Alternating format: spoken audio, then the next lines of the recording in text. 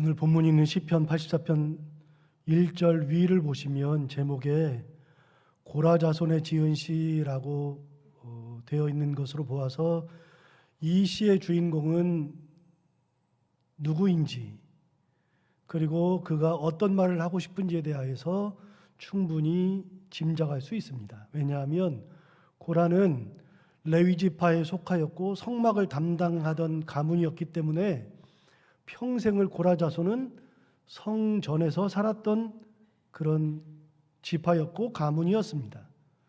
그러니까 고라 자손은 평생 성전에서 살았기에 그가 노래하는 내용이 무엇인지 충분히 짐작할 수 있습니다. 특별히 시편 84편은 성전을 사모하는 시로 굉장히 유명한 시입니다. 그의 성전 사랑의 열정은 유별해서 그냥 읽기만 해도 그의 마음을 충분히 알 수 있는 내용들로 가득 차 있습니다. 예를 들어서 1절과 2절을 보시면 만군의 여호와여 주의 장막이 어찌 그리 사랑스러운지요 내 영혼이 여호와의 궁정을 사모하여 쇠약함이여 내 마음과 육체가 살아계신 하나님께 부르짖나이다 라고 이야기하면서 주의 장막이 아름답다, 내 영혼이 여호와의 궁정을 사모한다 라고 이야기하는 만큼 그렇게 성전 사랑하는 마음이 가득한 그런 시입니다. 이런 구절은 굳이 설명을 하지 않아도 그냥 시구를 읽는 것만으로도 무슨 말을 하고 있는지 충분히 알 수 있고 시인의 마음이 그대로 느껴질 정도이죠. 또 10절을 한번 더 보면 10절도 유명한 구절이기도 한데 이거 역시도 마찬가지의 시인의 마음을 읽을 수 있는 것입니다. 10절에 의하면 주의 궁정에서의 한 날이 다른 곳에서의 첫날보다 나은즉 악인의 장막에 사는 것보다 내 하나님의 성전 문지기로 있는 것이 좋다 그럴 정도였습니다. 그러니까 주의 궁정에서 하루가 있다 할지라도 다른 곳에 첫날보다 낫다. 그래서 악인의 장막에 첫날 있는 것보다도 내 하나님의 궁전에서 성전에서 그냥 문지기로 그렇게 있는 것이 더 좋다 말할 정도로 성전을 사모하는 열정이 가득한 그런 시입니다. 굳이 설명이 필요합니까? 1절이나 2절이나 10절이나 굳이 설명이 필요하지 않습니다. 그냥 읽는 것만으로도 그 의미와 시인의 마음을 읽을 수 있고 짐작할 수 있는 그런 내용으로 가득하죠. 한 걸음 더 나아가 이 구절들을 읽을 때 마음속으로 우리 모두 다 아멘 하게 되죠. 진짜 그렇다는 것이기도 하고 그렇게 살고 싶다는 의미가 있기도 합니다. 이렇게 시편 84편은 성전을 사모했던 고라 자손의 마음이 담겨진 성전 사랑가라고 말할 수 있습니다. 그런데 이 시에는 성전을 사랑하는 마음이 들어있는데 이 성전에 있으면 세 가지의 복이 있다는 말을 오늘 84편에서 합니다. 복이 있다는 표현을 3번 하거든요. 4절과 5절 그리고 12절에 의하면 모두 복이 있다는 내용이 반복되어서 기록되어 있는데 그가 생각할 때 성전에 있으면 성전을 사랑하듯 하나님을 의지하게 되고 그러면 복이 된다는 것입니다. 성전에 있는 것만으로도 복이 된다는 것입니다. 그럼 하나하나 볼까요? 4절을 먼저 보시면 주의 집에 사는 자들은 복이 있나니 그들이 항상 주를 찬송하리이다. 고라 자손이 고백한 첫 번째 복은 주의 집에 사는 자들이 복이 있다는 것입니다. 참 특이한 복이죠. 대개의 복은 이런 복과는 다릅니다. 대개의 복은 하나님께 함께 하신다, 하나님께서 나를 도와주신다, 하나님께서 구원하셨다, 하나님께서 뭘 해주셨다, 하나님께서 이기게 하신다 등 하나님께서 내게 뭘 주시든 나와 동행하시든 나와 뭐 함께 하시든 나를 지켜주시든 하나님께서 내게 뭘 해주시는 것이 복이에요. 그런데 이거는 그런 복이 아니고요. 뭐라고 이야기하냐면 주의 집에 사는 자들 자체가 복이 있다는 겁니다. 하나님이 나를 해주고 나를 지켜주고 내게 뭘 주고 그런 게 아니라 그냥 하나님의 집에 머무르면 그것이 복되다는 것입니다. 옛날에 맹자라는 책에 의하면 금묵자욱 근주자적이라는 말이 있습니다. 금묵자욱은 검은 것을 가깝게 하면은 검게 변하게 되고 붉은 것을 자꾸만 가까이 하면 나도 모르게 붉은 것으로 내가 변화된다. 그런 의미죠. 그러니까 내가 누구를 만나느냐, 누구와 함께 있느냐에 따라서 내 정체성이 바뀐다는 겁니다. 검은 사람과 같이 있으면 검어지는 거죠. 내가 연탄을 만지기 시작하면 옆 사람이 만지기 시작해서 나도 옆에서 연탄을 만지면 점점 그렇게 된다는 거예요. 제가 페인트를 칠해봐서 아는데요. 페인트를 칠할 때 처음에는요, 옷에 안 묻으려고 별짓을 다 합니다. 이렇게 하는데 아주 조심조심 하는데 어느 순간에 보면 옷에 페인트가 묻어 있습니다. 그럼 나도 모르게 그냥 에이 됐네 뭐 그러고서 그냥 대충 묻든 말든 칠할 경우가 있죠. 여러분, 나도 모르게 그곳에 있으면 내가 그렇게 물들게 된다는 거예요. 그 사람과 같이 있으면 그렇게 된다는 겁니다. 검은 사람과 같이 있으면 검게 되고 붉은 것과 같이 있으면 붉게 된다는 거죠. 여러분, 주의 집에 머무는 것이 왜 복이 된다 그러느냐? 주의 집에 머물러 있으면 주님과 같이 있기 때문에 주님의 은혜 가운데 살게 되고 주님의 크신 권능으로 내가 주님과 동행하면서 그렇게 돼간다 그 말이에요. 뭐 거창한 것을 받는 그런 복이 아니라 내가 하나님의 은혜 가운데 사는 복, 하나님과 같이 있는 복을 누리게 된다는 겁니다. 하나님과 같이 있으면 그곳에서는 다른 소리가 들리지 않고 하나님의 음성만 들립니다. 하나님의 은혜가 흐릅니다. 하나님의 동행하심이 있습니다. 하나님의 사랑도 있습니다. 모든 것이 전부 다 하나님과 같이 있으면 하나님과 관련된 것들이 있습니다. 다른 것을 듣지 않으니 마음이 동하지 않고 다른 것에 한눈 팔 일이 없으니 유혹에 넘어갈 일 자체가 없죠. 더 중요한 것이 있습니다. 우리가 모두 자식을 키우는데요. 여러분, 부모는 자식을 키울 때 자식 잘 되기만을 항상 마음속으로 고대하면서 자식을 키웁니다. 능력이 있으면 그 능력으로 해줄 수 있는 거 다 해줍니다. 없어서 못 해줄 뿐이지 뭔들 못하겠습니까? 자식은 부모를 잘 모시려고도 하지만 부모는 그렇게 사랑하고 다 주려고 합니다. 거꾸로 자식은 부모를 잘 모시고 싶은 마음이 기본적으로 있습니다.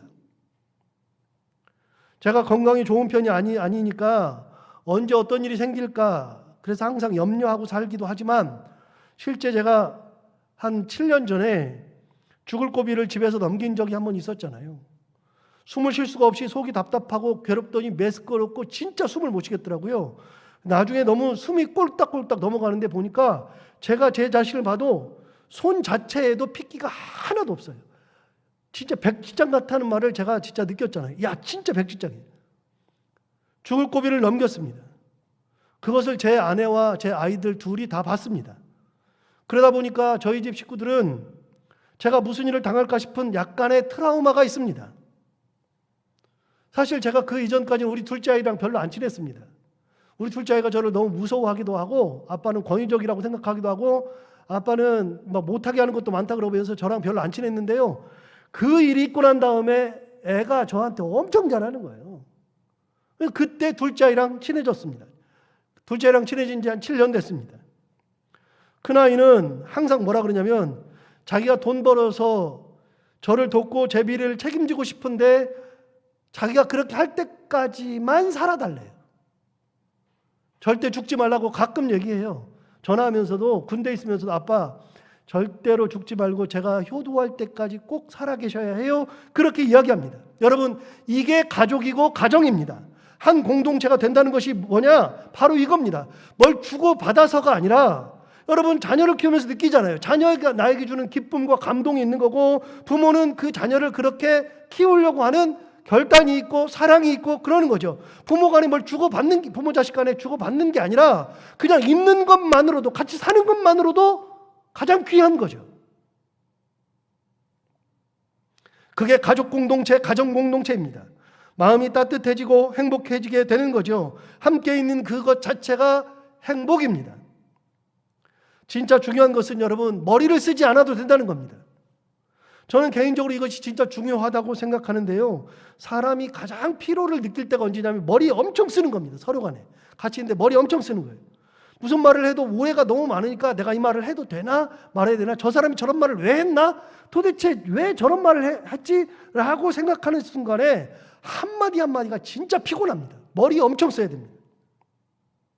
일을 할 때도 그렇고 같이 밥을 먹어도 그렇고 하나하나가 피곤의 연속이죠. 여러분, 관계뿐만이 아니라 사업을 할 때도 속고 속이는 것이 얼마나 많은지 모릅니다.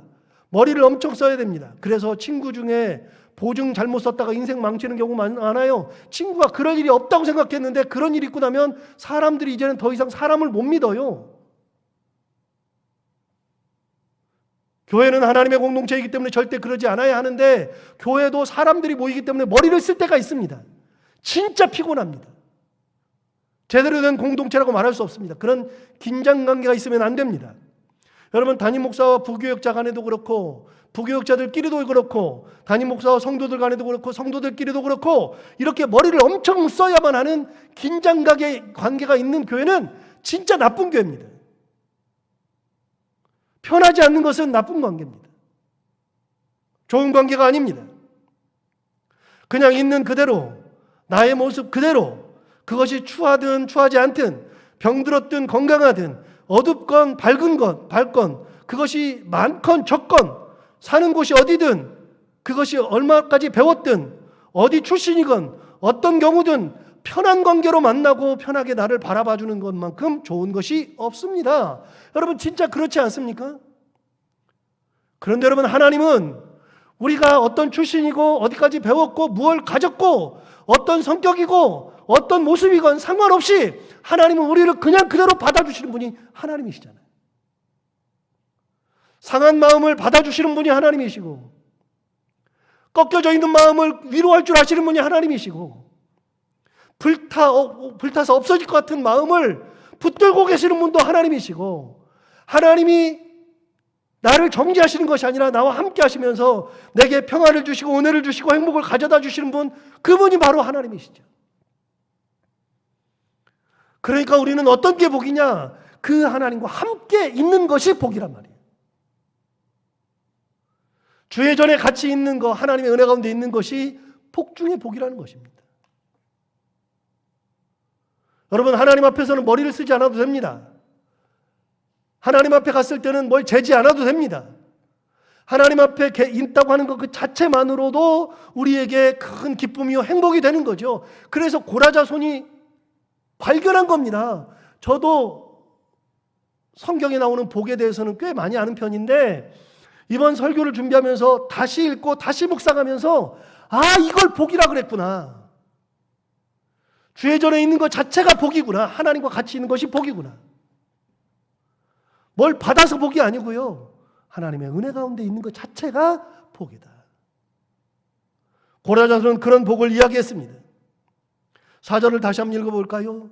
주의 집에 사는 자들은 복이 있나니 그들이 항상 주를 찬송하리이다. 여러분, 하나님과 같이 있는 자가 복이 있는데 복이 있으니까 어떻게 하느냐? 항상 주님을 찬송한다는 거예요. 여러분, 항상 주를 찬송한다 그랬습니다. 다른 것을 하는 것이 아니라 하나님을 항상 찬양하고 있는 건데 생각해 보세요. 여러분, 하나님을 찬양하는 것은 언제 찬양합니까? 언제 찬양하냐면 기쁠 때 하죠. 그런데 마음이 괴로울 때, 힘들 때, 시험에 들었을 때에도 우리가 찬양을 합니다. 그런데 그런 때는요, 억지로 찬양하고요, 매번 그렇게 못합니다. 항상 하지 못합니다. 여러분, 이 표현 속에서 항상이라는 표현을 주목하셔야 합니다. 여러분, 힘들 때 우리가 찬양할 수 있죠. 시험 들었을 때 하나님이 찬양할 수 있죠. 그런데 그때는요, 진짜 억지로 하는 겁니다. 내가 그냥 찬양하자, 하나님 바라보자, 그러면 결단하면서 그렇게 하는 거지 우러나와서 하지 못해요. 항상 하지 못해요. 그런데 여러분, 여기서는 뭐라고 하느냐? 그들이 항상 주를 찬송하리이다, 그렇게 얘기합니다.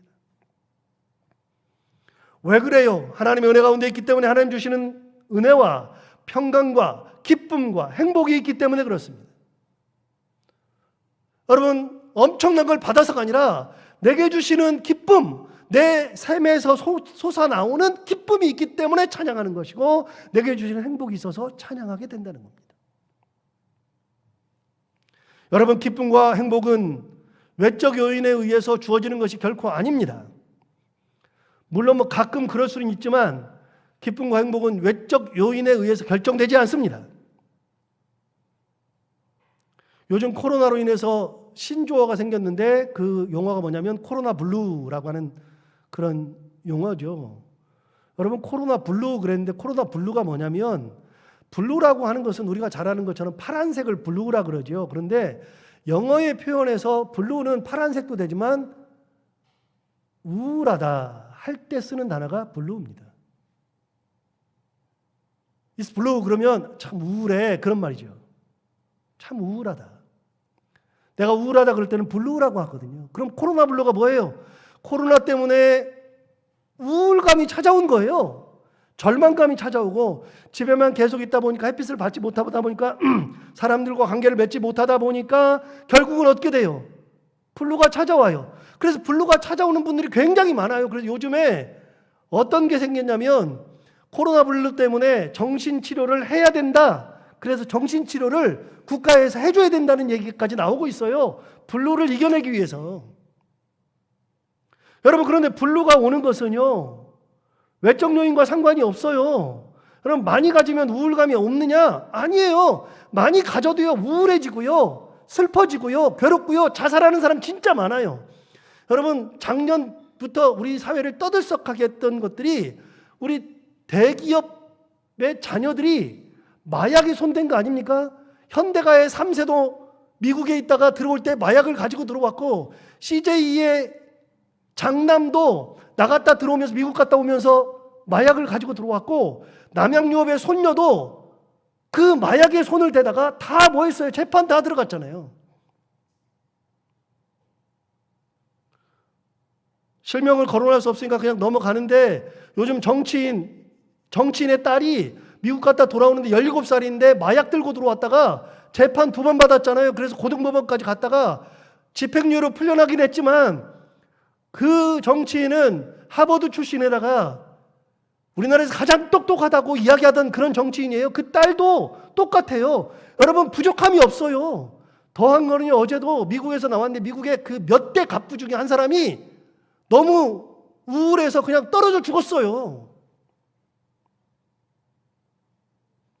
여러분 우울함은 가지고 있으니까 우울함이 없는 게 아니라 가진 거랑 아무 상관이 없어요.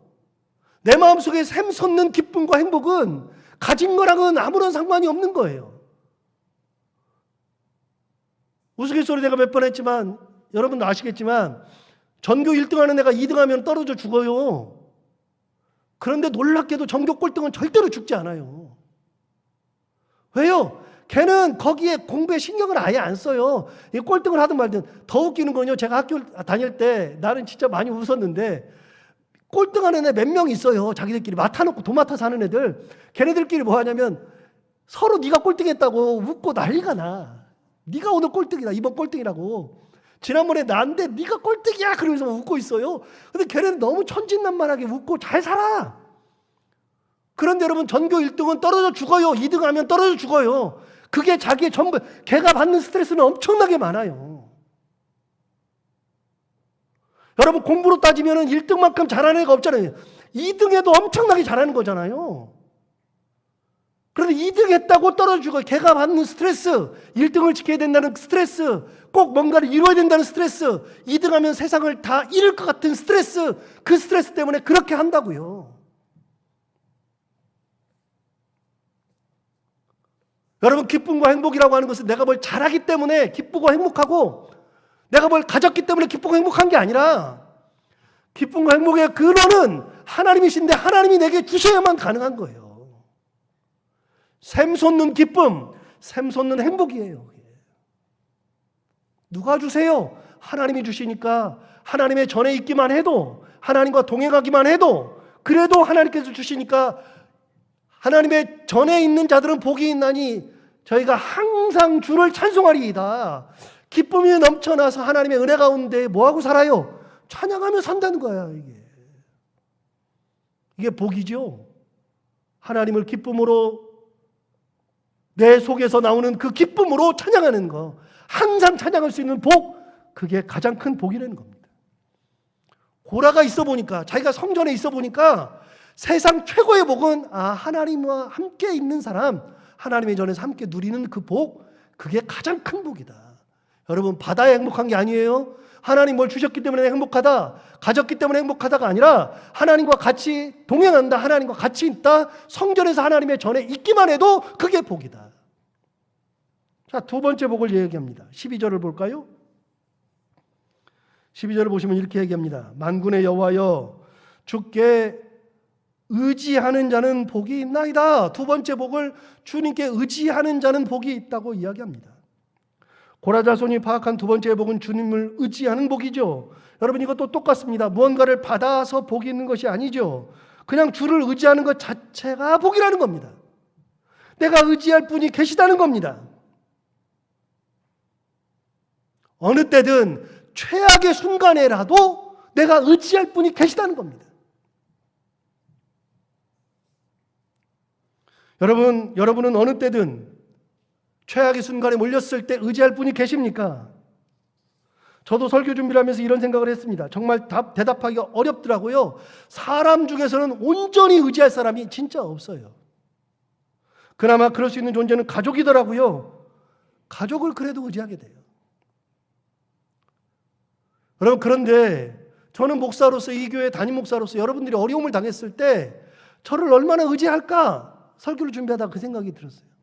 저를 얼마나 의지할까 생각했는데 장담을 못하지만 제가 여러분의 의지가 되죠. 의지가 되지만 완전한 의지가 안 돼요. 절대로 그게 안 되더라고요. 한계 중에 한계인데 여러분 최악의 순간에 제가 여러분을 끝까지 붙들고 있지를 못하겠더라고요. 여러분도 저를 그렇게 의지하지 않을 것 같더라고요. 그래도 여러분 가족이 최고더라고요. 가족밖에 의지할 사람이 없어요.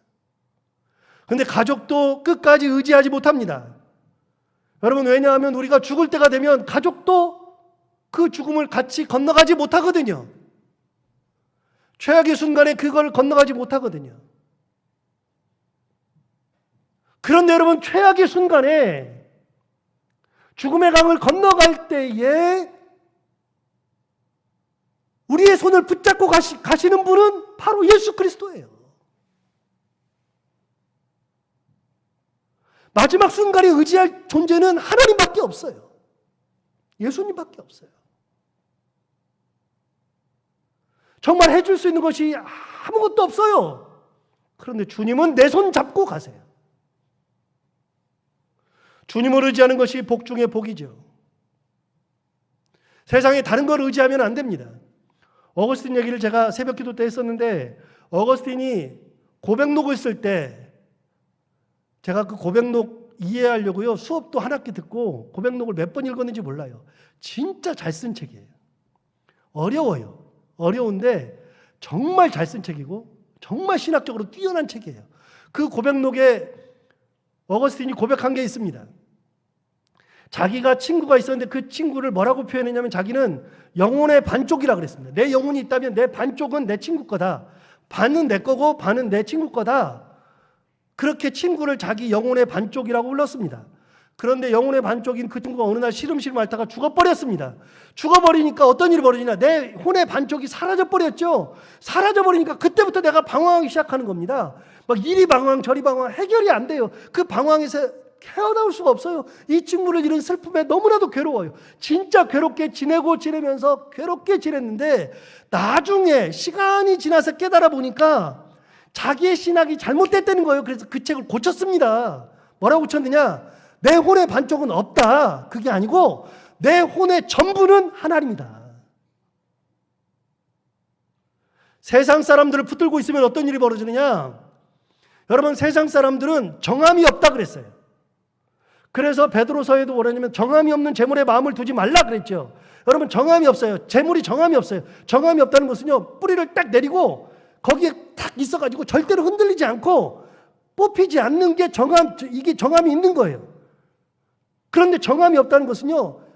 이렇게 받고 있는 것 같은데 나무처럼 심겨져 있는 것 같은데 바람 불면 확가닥 넘어가는 게 정함이 없는 거거든요. 돈이 어떤 존재냐? 정함이 없다는 거예요. 그런데 우리가 돈을 붙들고 있으면 그게 나를 도와주는 것 같은데 어느 순간이 되면 그것이 바람에 흩날리기 시작하면 돈이 확 깨닥 쓰러지면 내가 어떻게 하고 있어요? 그걸 붙들고 있다가 내가 넘어지는 거예요. 여러분 사람을 붙들고 있다가 어떤 일이 벌어져요? 내 친구를 붙들고 있다가 내 친구가 죽어버리니까 몇 년 동안을 거기서 헤어나오지를 못하는 거예요. 정함이 온 걸 붙들고 있다가. 그래서 나중에 깨달은 겁니다. 어거스틴이. 아, 정함이 없는 거구나. 이 땅에 있는 것들은 정함이 없구나. 정함이 있는 분은 하나님밖에 없구나. 예수밖에 없구나. 나는 예수를 붙들고 산다. 여러분, 예수님은 정함이 있잖아요. 예수님을 붙들고 있으면 비바람이 불어도 모진 풍파가 와도 주님은 흔들리지 않잖아요. 나를 거기다 묶어놓으면 세상이 투통 나도 내가 흔들리지 않잖아요. 그래서 정함이 없는 것에다가 마음을 두지 말고 정함이 있는 예수 그리스도에게 마음을 두고 살아라.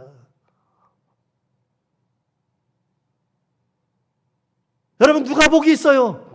복이 있는데 가장 큰 복 있는 사람은, 두 번째 사람은 하나님을 의지하는 사람, 주께 의지할 수 있는 사람, 그 사람이 복이 있다. 다른 걸 의지하는 게 복이 아니에요. 뭐 권력자를 의지하는 게 복이 아니고, 대단한 사람을 의지하는 것이 복이 아니고, 고라자손이 성전에서 딱 보니까 가장 큰 복은 하나님을 의지할 수 있는 사람, 그 사람이 복이라는 거예요. 정말 대단하죠. 고라자손이 말했던 두 가지의 복은 진짜 대단한 복입니다. 아, 제가 복에 대해서 진짜 많이 알았는데 설교 준비하다가 이걸 보고서 깜짝 놀랐어요. 야, 이런 복을 얘기하는 거구나. 이런 복이 있는 거구나. 저도 준비하면서 다시 봤어요. 다시.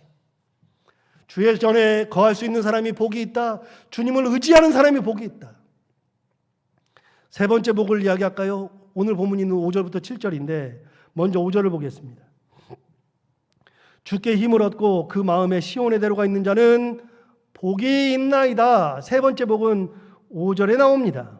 주님께 힘을 얻는 사람, 그리고 그 마음에 시온의 대로가 있는 사람이 복이 있답니다. 여러분, 누가 복이 있는가 하면 주님께 힘을 얻는 사람. 누구로부터 힘을 얻어요? 주님으로부터 힘을 얻어요. 보세요. 다시 읽어볼까요? 주께 힘을 얻어요. 여기에 다른 사람이 들어갈 수 없어요. 다른 것들이 들어갈 수 없어요. 오로지 주님만 들어가요. 주님 앞에서 주님의 은혜로 힘을 얻는 사람이 복이 있다. 세상에 누구도 그 자리를 대신하지 않아요.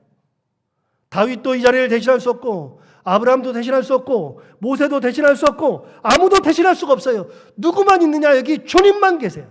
하나님만. 주께 힘을 얻는 사람이 복이 있다. 왜요? 주님이 그런 분이시니까.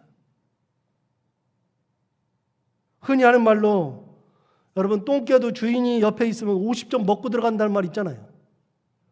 똥개들도 알아요. 하찮은 것 같은데 그런 개도 주인이 옆에만 있으면 자기가 갑자기 날뛰어요. 날뛰어. 평소에는 깨갱거려야 되는데 갑자기 덤벼요. 개들도 주인 옆에 있으면 50점을 먹고 들어간다 그럽니다. 아이들도 그래요.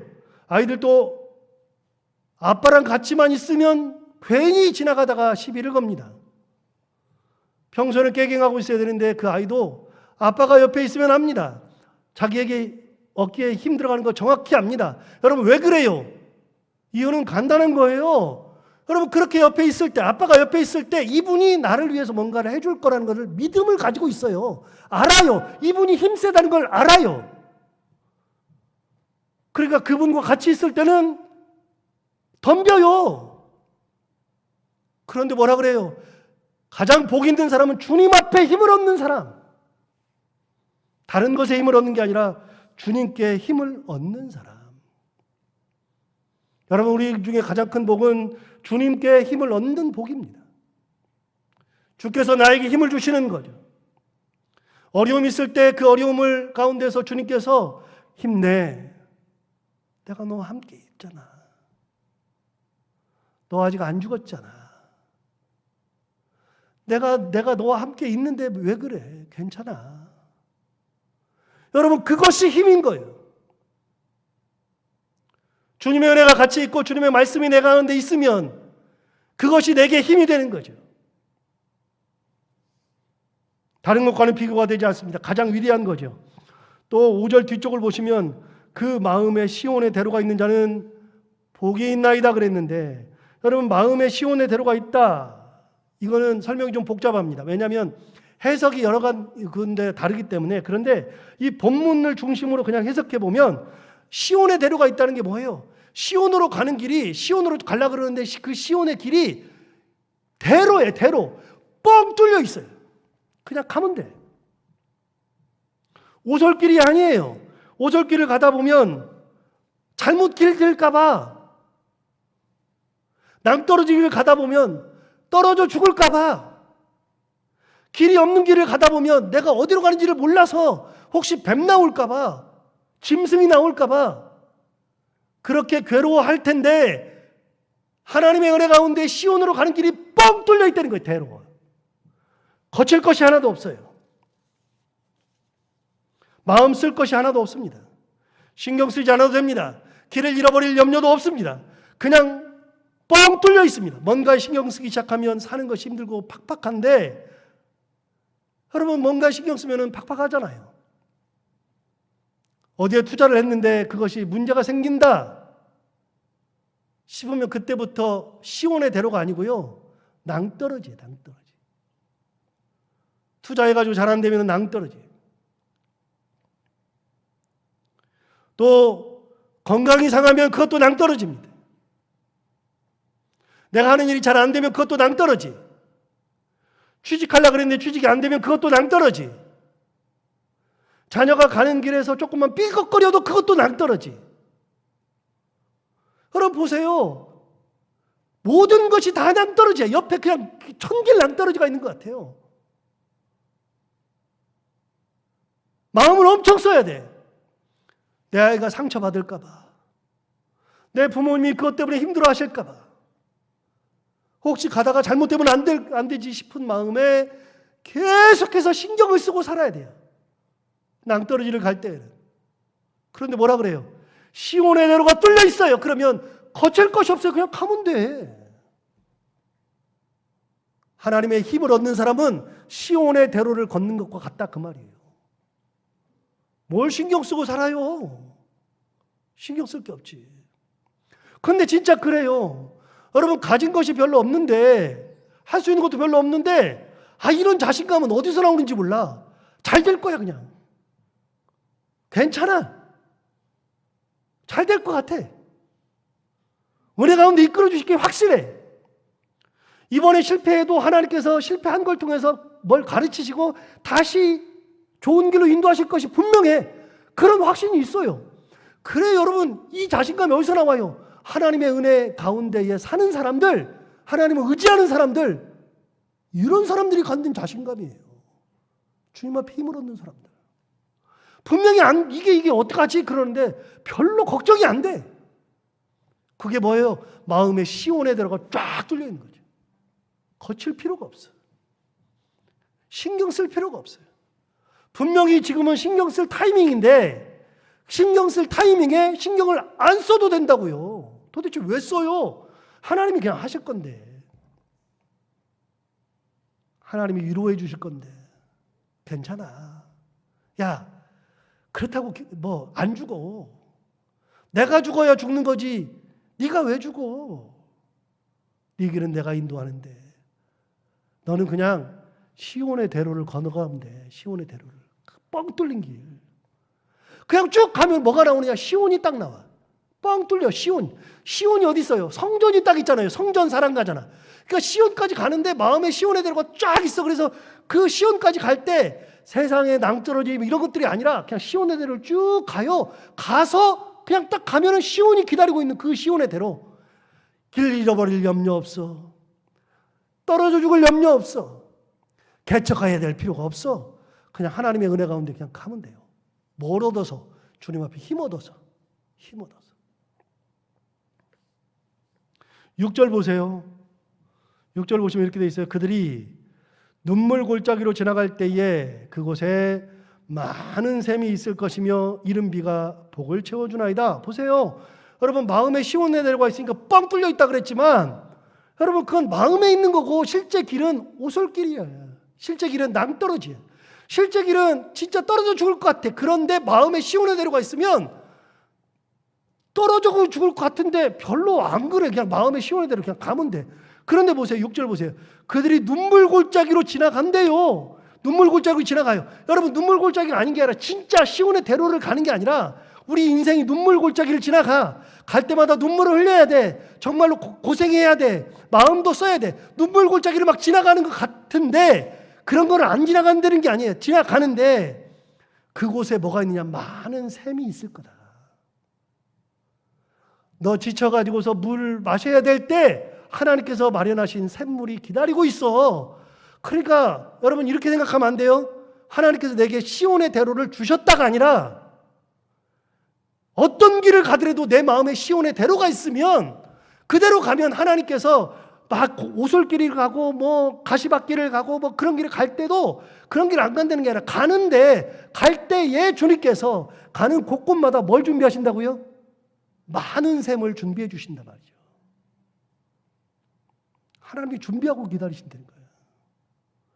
고생을 안 한다는 뜻이 아니라 고생해요. 고생은 엄청 해요. 마음을 안 쓴다는 게 아니라 마음을 쓸 수밖에 없어요. 그런데 그럼에도 불구하고 주님께서 시온의 대로의 마음을 주시면 힘을 얻으면 그렇게 그냥 믿음으로 가면 주님께서 샘을 곳곳에다가 주신다 그 말이죠. 6절 뒤쪽에 뭐라고 되어 있어요? 이른 비가 복을 채워주나이다.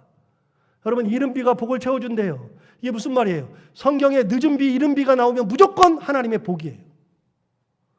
비 얘기가 나오면 무조건 하나님의 복이야. 늦은 비, 이른 비 두 개는요 복 중에 복이야. 왜요? 농사를 지을 때 농사를 막 시작하는데 비가 와야지 농사를 시작해요. 첫 농사 지을 때 오는 비가 이른 비, 농사를 마무리 지을 때 잘 익으라고 잘 연그르라고 마지막에 가물 때 마지막으로 주시는 비가 늦은 비, 이른 비와 늦은 비가 골고루 와서 채워져야 제대로 된 농사를 지어요. 그래서 성경은요 이른 비 늦은 비를 이야기하는 순간에 그게 전부 다 복이에요. 하나님의 복. 그런데 보세요. 이른 비가 복을 채워주나이다. 자, 샘은 누가 만들을까요? 이른 비는 누가 주실까요? 내가 뭐래요? 나는 아무것도 못하죠. 누가 해요? 하나님이 하신다 그 말이에요. 7절 볼까요? 7절. 그들은 힘을 얻고 더 얻어 나아가 시온에서 하나님 앞에 각기 나타나리이다. 여러분 아까 5절에서 뭐라 그랬어요? 5절에서 주께 힘을 얻는 자는 복이 있다라고 분명히 얘기했죠. 주께 힘을 얻는 사람이 복이 있고 그 다음에 그 마음에 시온의 대로가 있는 자가 복이 있다 그랬죠. 그런데 여러분 주께 힘을 얻는 사람이 복이 있는데 7절에는 어떻게 돼 있어요? 그들이 힘을 얻고 더 얻어요. 하나님께서 순간순간마다 힘을 주시고 또 주셔. 힘을 얻고 더 얻어. 그리고서 맨 마지막에 어디까지 가느냐? 시온에서 하나님 앞에 각기 나타난다. 아까 마음에 시온의 대로가 딱 뚫려 있잖아요. 시온의 대로가 있는데 그 길 끝에는 시온이 기다리고 있어. 성전이 기다리고 있어. 그런데 가는 길이 너무나 험난한데 하나님 앞에 힘을 얻고 더 얻어서 마지막에 어디 앞에 나타나요? 시온인데 거기서 하나님 앞에 딱 나타난다 그 말이에요. 여러분 하나님께서 우리의 가는 길을 시온의 대로로 그렇게 마음으로 인도하셔서 힘을 주셔서 가게 하신다는 겁니다. 내가 가는 것이 아니라 하나님께서 내게 복을 주셔야 함께 하셔야 힘을 더하셔야 가능한 거죠. 이게 시편 84편 고라자손이 노래한 세 가지의 복입니다. 저도 설교 준비하면서 진짜 깜짝 놀랐습니다. 아 이런 복을 이야기하는구나. 원래는 이렇게 설교하지 않고요. 오늘 본문만 딱 가지고 설교하려고 그랬는데 84편을 다시 쭉 읽다 보니까 저도 발견하지 못했는데 세 가지 복을 이야기하더라고요. 아 이런 얘기를 하려고 하는 거구나. 그래서 갑자기 설교 내용을 확 바꿨어요. 세 가지 복을 이야기합니다. 잊지 마시고 그 세 가지 복을 누리며 하나님의 전에 있으며 하나님을 의지하며 하나님 앞에 힘을 얻어서 살아갈 수 있는 복된 삶을 살아가는 우리 모두가 다 되기를 바랍니다. 기도하겠습니다. 하나님 아버지 감사합니다. 오늘 귀한 말씀을 통하여 복된 삶이 무엇인지에 대해서 말씀해 주셔서 감사합니다. 이 말씀처럼 하나님을 더욱더 의지하며 하나님의 전에 있으며 주님께서 주시는 그 힘을 가지고 마음의 시온의 대로를 가지고 살아가는 복된 삶을 살아가는 저희들 모두가 다 되게 하여 주옵소서. 예수님 이름으로 기도하옵나이다.